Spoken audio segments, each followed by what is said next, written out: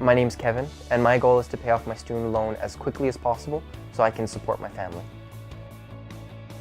My mom was the only one who raised me. We didn't have a lot of finances ready for post-secondary, so I knew in my first year I was going to need a loan.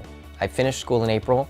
I moved out of my mom's house, moved into my first apartment with my fiance in June, and then my son was born in August. So in 6 months I grew up a lot. So I had to figure out really quick how to balance my costs. I did use the online repayment calculator to see how much I'd have to pay, to see how long I would have to be paying off my student loan.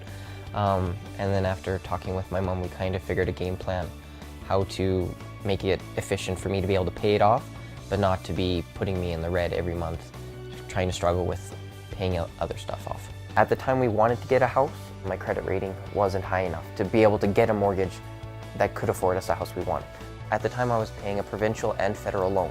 So with the assistance of my fiance, we combined our bank accounts and I was able to pay off my provincial loan in one lump sum. Once I was able to get off my provincial loan out of the way, my credit rating jumped up substantially. It wasn't a struggle to balance paying my student loan plus save for the mortgage.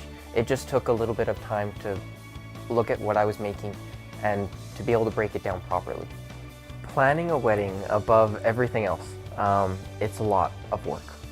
My loan has affected what we would like ideally to do with our wedding, so we've had to dial back, but now we're doing something that is more real, it's more realistic, and it's something that we've come to really want to do now. I think everything has turned out really well with me taking on a student loan. My education definitely has opened doors for me.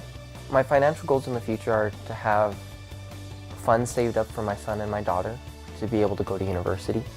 I'd like to definitely pay off my car and be finished with my mortgage. But right now I'm putting lots more into my kids' savings for their education down the road.